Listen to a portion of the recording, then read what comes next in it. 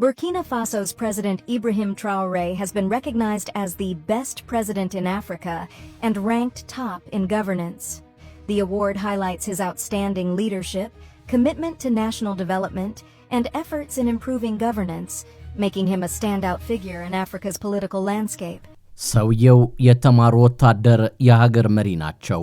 ይሁንና ምንም እንኳን ወደ መንግስት መንበራቸው የመጡት በድርድርና በጠረጴዛ ዙሪያ ባይሆንም ለሀገራቸው ነጻነትና እድገት የሚሞቱ ወታደሮችን ይዘው በጦርነት የቡርኪና ፋሶ መሪ ሆነዋል። ሰውየው የተማሩ ናቸው። የሚያስብላቸውን እጅጉን በአፍሪካውያን መሪዎች የማይታሰበውን ጉዳይ በስልጣናቸው ማግስት ያደረጉት ተግባር ነው። አስቡት፣ አንድ በጠመንጃ ይቅርና በሰላም ወደ ስልጣን የመጡ በርካታ መሪዎችን በአፍሪካ ተመልክተናል። ስልጣን ከያዙ በኋላ ስንቶቹ ህዝባቸውን ረስተዋል? ስንቶቹስ ይቀናቀኑኛል ያሏቸውን ወደ ዘብጥያና ሞት ሸኝተዋቸዋል?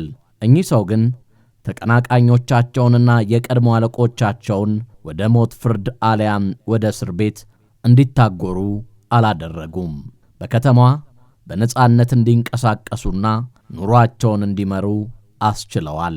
ሰውየው በመራር ብቃታቸው በስካሁኑ የሀገሪቱ መሪዎች ታይቶ የማይታወቅ ድንቅ መሪ ናቸው እያሏቸው ይገኛሉ። እሳቸው ሩሲያም ይሁን ሴኔጋል በቤተ መንግስታቸው መንበርም ይሁን በእያንዳንዷ የቡርኪና ፋሶ እንቅስቃሴያቸው ወታደራዊ ቀይ መለዮ አጥልቀው የጥይት መከላከያ አንግበው በደረታቸው ዘመናዊ የመገናኛ ሬዲዮኖችን አንጠልጥለው በጎን ወገባቸው ሽጉጣቸውን ሰክተው በቀይ ምንጣፍ ላይ ሲንጎማለሉ ለተመለከታቸው የአንድ አገር ወታደራዊ መሪ እንጂ የሀገር አስተዳዳሪ አይመስሉም። በሄዱበት የህዝብ ጎርፍ እሳቸውን ለመጨበጥና ደስታውን ለመግለጽ ሲጋደል ፈገግታ ከፊታቸው አይለይም። ስልጣን ይዘው ከህዝባቸው ጋር ሲገናኙ የቡርኪና ፋሶ ስታዲየም በህዝብ ብዛት በስታዲየሙ ሞልቶ ፈሷል። በሄዱበት የሚወደዱ ከሀገራቸው አልፎ በጎረቤት ሀገር ህዝቦች ከራሳቸው መንግስት በላይ የሚወደዱና የህዝብ ፍቅር ያላቸው ናቸው። አያያዛቸው የስልጣን መንበር ላይ አርጅተው እስኪያንቀላፉ ደክመው ከዘራ እስኪጨብጡ በመንበሩ ሙጭጭ ማለት ፍላጎት ያላቸው አይመስልም።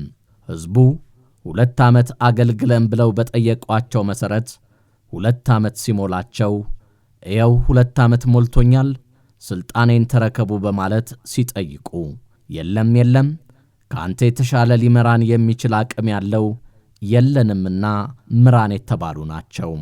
ሰውየው ለሀገራቸው እድገትና አንድነት እስከ ሞት ራሳቸውን ለመስጠት ቆርጠዋል የሚያስብል ንግግር ማድረጋቸው ብዙዎችን እያስደነቀ ይገኛል።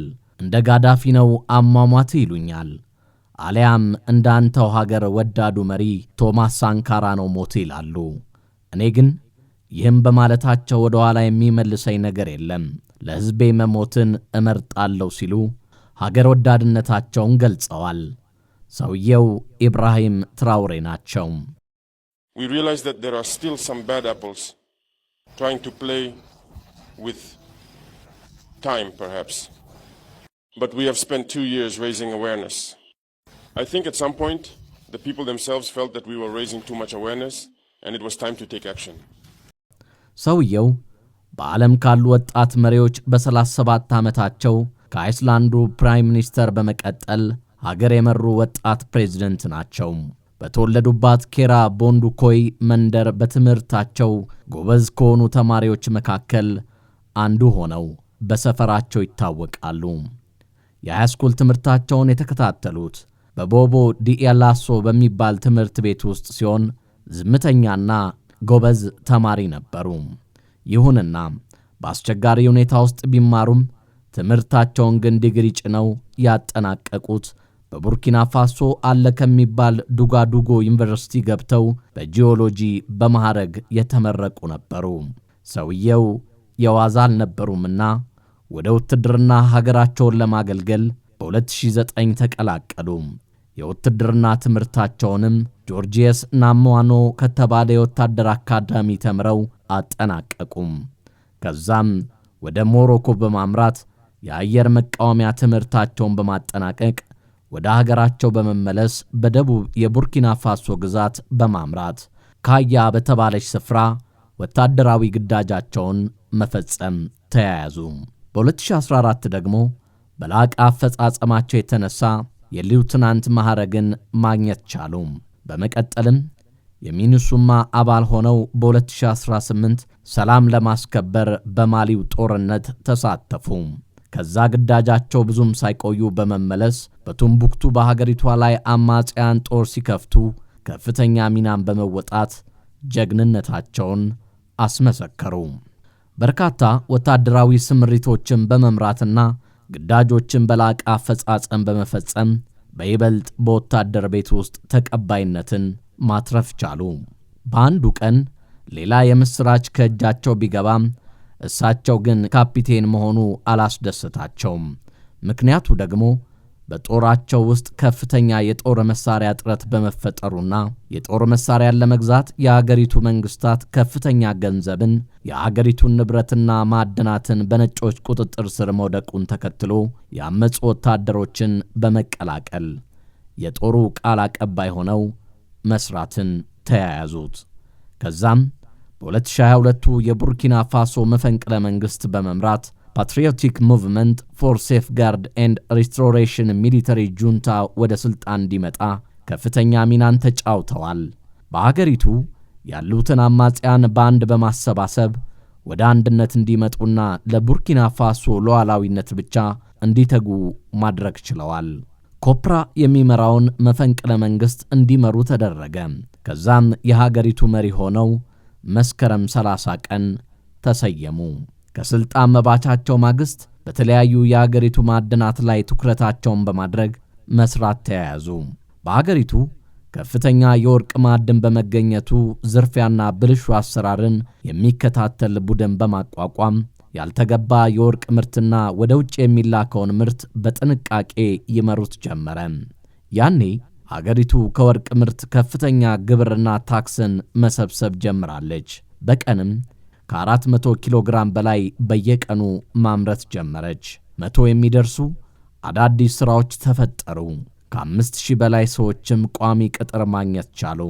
ይሁንና ይህን በማድረግ ብቻ አላቆሙም። የውጭ ግንኙነታቸውን ከፈረንሳይ ወደ ሩሲያ በማዞር የአገሪቱን የዲፕሎማሲ መንገዱን ቀየሱ። ከዛም ይህን ሲሉ ተደመጡ።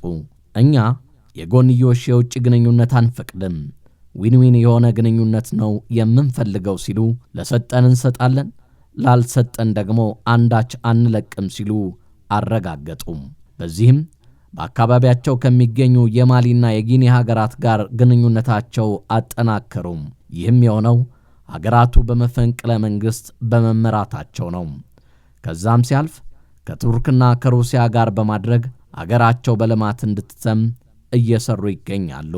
ሰውየውን ቀለል አድርገው የተመለከቱ የምዕራብ ሀገራትና ሌሎችም የተለያዩ ጥቅም መሰል የሀገራቸውን ጥቅም በእጅ አዙር ለማረጋገጥ ቢጠይቋቸውም ቆፍጠን ያለ መልስ በመመለስ በመጡበት እንዲመለሱ አድርገዋል።